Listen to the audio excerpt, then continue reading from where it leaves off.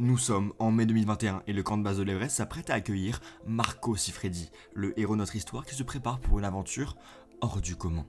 À seulement 22 ans, Marco est déjà une légende dans le monde des sports extrêmes. Originaire de Chamonix, il a grandi au cœur des Alpes, dans le berceau de la montagne, et dès son plus jeune âge, les sommets enneigés sont devenus son terrain de jeu et sa raison de vivre. Depuis son enfance, Marco est doté d'un talent naturel incroyable pour le snowboard et d'une passion indomptable pour les montagnes. En bref, un cocktail explosif qui le pousse sans cesse à défier les limites du possible avec une aisance qui frôlait l'insouciance. En 2001, le jeune Marco Siffredi, alors âgé de 22 ans, se tient au pied de l'Everest, la plus haute montagne du monde. Ce n'est pas une expédition ordinaire, c'est un objectif que Marco nourrit depuis des années. Son rêve ultime, un désir qui n'avait encore jamais été, ni même ne serait-ce qu'envisagé dans l'esprit des amateurs de sport extrême, devenir le premier à descendre l'Everest en snowboard.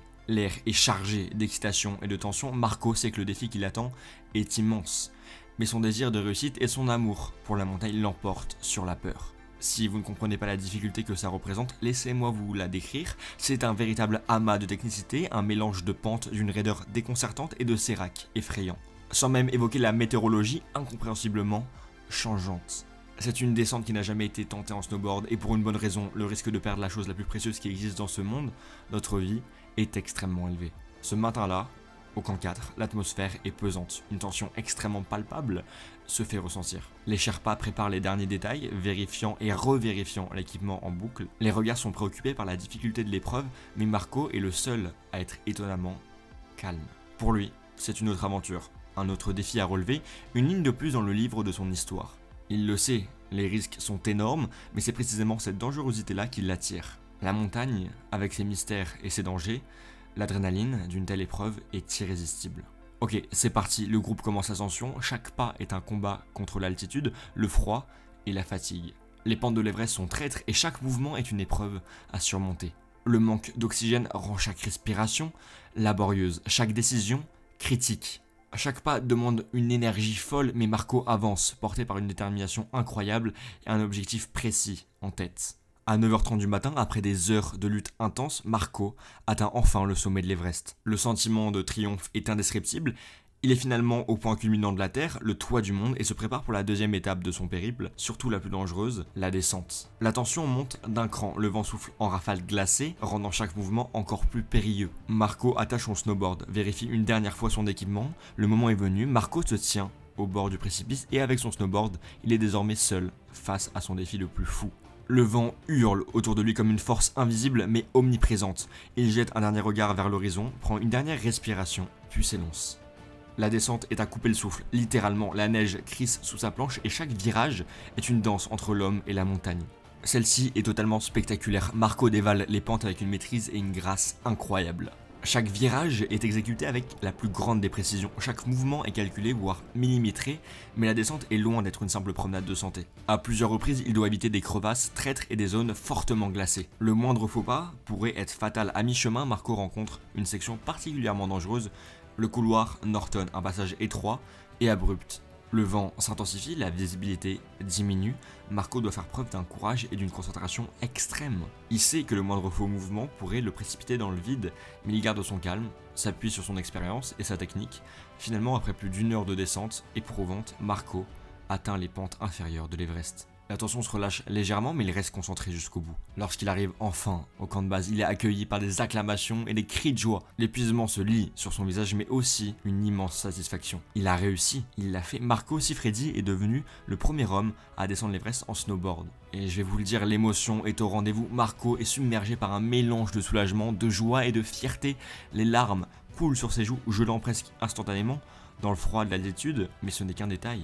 Il peut enfin serrer ses compagnons dans ses bras, partageant ce moment de triomphe avec ceux qui l'ont soutenu tout au long de cette aventure épique. Pour Marco, c'est plus qu'une simple réussite sportive, c'est l'accomplissement d'un rêve d'enfant, une preuve que même les défis les plus grands peuvent être surmontés avec courage et détermination. Mais malheureusement, l'histoire ne s'arrête pas là, et étant donné son amour pour le risque, il décidera plus tard de redescendre l'Everest en snowboard, et fera même le choix de passer non pas par le couloir Norton qu'il avait déjà emprunté, mais par le couloir Hornbein, une voie beaucoup plus technique et encore plus dangereuse. Cette décision est cruciale, mais surtout irréversible, et malheureusement, durant cette descente, Marco Siffredi disparaît, laissant derrière lui un mystère et une légende qui ne sera jamais élucidé. Son corps ne sera jamais retrouvé et son dernier message reste un écho de bravoure et de passion, qui, j'en suis sûr, retentira jamais dans les montagnes qui l'ont vu grandir. Avant qu'on passe à la deuxième histoire, n'oubliez pas de vous abonner, 89% d'entre vous ne le sont pas, ça m'aiderait beaucoup car on vise les 100 000 avant le 1er septembre. Merci à tous pour avoir appuyé sur ce petit bouton, c'est reparti. On change d'atmosphère, bienvenue dans les eaux turquoises de Kauai à Hawaï. Le 31 octobre 2003, Bethany Hamilton, 13 ans, se prépare pour une journée de surf avec ses amis et sa famille, une journée tout à fait normale en apparence. Il faut savoir que pour elle, l'océan est plus qu'un lieu de loisir, c'est son sanctuaire, son terrain de jeu, un véritable refuge qui éclaire sa vie chaque jour. Et ça, depuis son plus jeune âge, Bethany a montré un talent exceptionnel pour le surf, domptant les vagues avec une grâce et une habileté hors du commun, pour une enfant de son âge. Son entourage est bluffé par ses performances et elle est déjà reconnue à son échelle dans le monde du surf pour ses compétences et son potentiel. La journée commence comme toutes les autres, les conditions sont idéales, le soleil et les vagues sont de la partie dans ce vaste océan Pacifique. Bethany et ses amis avancent alors vers le large et commencent à attendre la vague parfaite. Au premier abord, l'océan semble étrangement calme, du silence et le bruit des vagues, c'est tout. Boum! Sans avertissement, un requin-tigre de plus de 4 mètres surgit des profondeurs et attaque Bethany de plein fouet. L'attaque est rapide, brutale et Bethany n'a pas le temps de réagir. L'affreux requin lui arrache le bras gauche en un instant, laissant une traînée de sang tachant l'eau claire de ce vaste océan. C'est le début de l'enfer. La douleur est atroce, une brûlure vive envahit tout son être. Mais c'est la peur, la terreur première qui l'a saisi. Dans ces moments, le monde se rétrécit, la fille lutte pour survivre, sa vie défile devant ses yeux et Bethany, malgré la douleur et le choc, parvient à maintenir son calme. Et dans un moment de lucidité, elle s'accroche à sa planche, utilisant son bras restant pour rejoindre le rivage, le plus rapidement possible.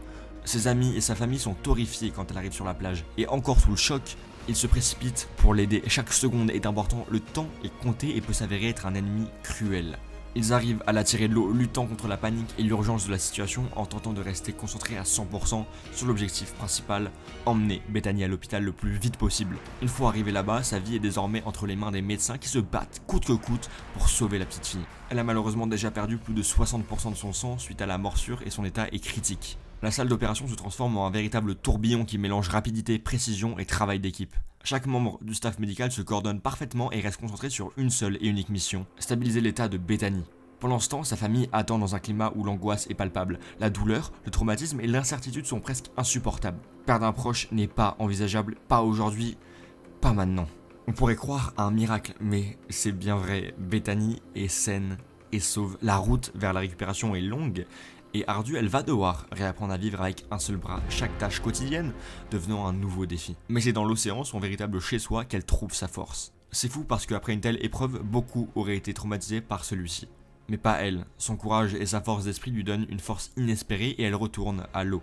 Déterminée à surfer de nouveau, ses premières tentatives sont marquées par des chutes et des frustrations, mais Bethany ne se laisse pas abattre, chaque vague est une victoire, chaque moment sur la planche est une preuve de sa résilience. De sa convalescence, ses amis et sa famille la soutiennent, mais c'est sa volonté inébranlable qui la pousse à continuer. Un an après seulement, Bethany est déjà de retour en compétition, défiant les attentes et les probabilités des médecins. Son histoire devient une source d'inspiration mondiale, montrant que la force de l'esprit peut surmonter tous les défis, même les plus insurmontables. Bethany Hamilton, avec son courage et sa détermination, incarne la résilience humaine dans sa forme la plus pure, et son nom restera à jamais gravé dans les esprits. Bon, pour la dernière histoire, nous sommes le 13 septembre 2006 et après avoir exploré la montagne et l'océan, rendons-nous dans les airs et plus particulièrement dans le ciel au-dessus de Taupo en Nouvelle-Zélande. Le personnage principal de notre histoire est Michael Holmes et si vous ne le connaissez pas, c'est un parachutiste britannique expérimenté qui se prépare à effectuer un saut de routine.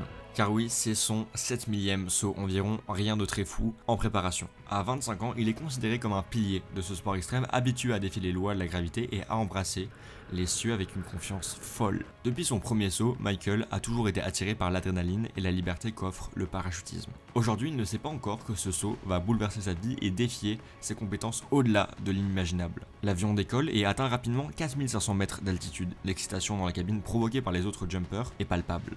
Michael est équipé de son parachute principal et de son parachute de secours. Lui, comme à son habitude, est serein. Il n'attend qu'une chose, pouvoir sentir la liberté qu'offre un saut dans le vide. Les portes s'ouvrent et l'air frais envahit l'habitacle de l'avion. Un par un, les parachutistes se jettent dans le vide, se transformant en points minuscules dans l'immensité du ciel. Michael saute et le frisson familier de la chute libre se fait ressentir sur son visage. Pendant quelques secondes, tout est parfait. Il sent l'air siffler autour de lui, la sensation de voler, le submergeant, un saut tout à fait normal. Mais vous vous en doutez, il ne serait pas dans cette vidéo si tout s'était passé normalement, et c'est à 1500 mètres au-dessus du sol que les ennuis commencent. Il tire sur la poignée de son parachute principal, silence. Rien. Le parachute ne s'ouvre pas, le cœur de Michael s'emballe, mais il ne panique pas, et garde l'entièreté de sa lucidité. Grâce à sa concentration et son expérience, il sait que les dysfonctionnements peuvent arriver. Il tire alors immédiatement sur la poignée de son parachute de secours, mais comme si c'était fait exprès, la tragédie frappe à nouveau. Le parachute de secours se déploie partiellement, mais se met en torche, tournant et s'emmêlant dans une danse macabre de tissus et de cordes au-dessus de sa tête. Le monde semble contre lui et Michael se trouve maintenant en chute libre avec aucune possibilité pour freiner sa descente. La Terre se rapproche à une vitesse terrifiante, les secondes deviennent une éternité, chaque instant est accompagné d'une terreur indescriptible. À environ 1000 mètres, il réactive son dispositif de sécurité automatique, mais encore une fois, rien ne se passe.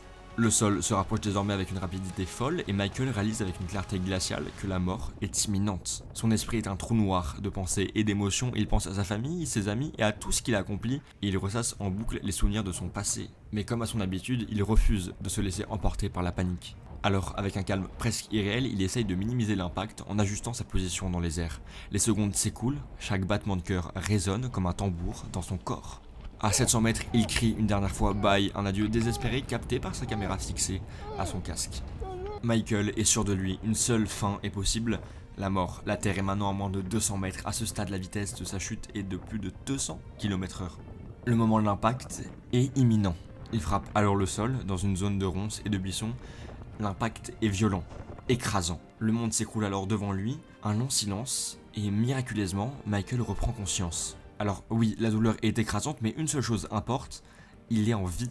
Ses cris de douleur retentissent dans tout le périmètre et ça alerte les secours. Il est alors rapidement transporté à l'hôpital, les médecins sont stupéfaits qu'il ait survécu à une telle chute. Ils sont unanimes, c'est du jamais vu. Ses blessures sont graves, plusieurs côtes cassées, un poumon perforé et de multiples fractures. Mais Michael se voyait dans la tombe quelques moments auparavant, il se réjouit donc de son état. Sa récupération est longue et douloureuse, chaque jour étant un témoignage de son incroyable volonté de vivre et de se battre. Sa première fois de retour dans l'avion est marquée par une tension palpable. Mais lorsqu'il saute à nouveau, c'est un moment d'extase, le ciel qu'il a presque tué devient à nouveau son sanctuaire de rédemption. Merci à tous d'avoir regardé cette vidéo, vous le voyez certainement mais je me la tue en ce moment avec cette chaîne où je vous partage du sport, des expéditions, des aventures. Alors n'hésitez pas à m'exploser ce bouton d'abonnement, on vise les 100 000 abonnés avant le 1er septembre. Ah aussi sur la chaîne Tway on parle de sujets d'internet et du storytelling jeux vidéo. Et enfin sur la chaîne Tway Blogs on parle de Roblox. N'hésitez pas aussi à vous abonner là-bas si ça vous intéresse, c'était Twaylo, portez-vous bien, tchuss.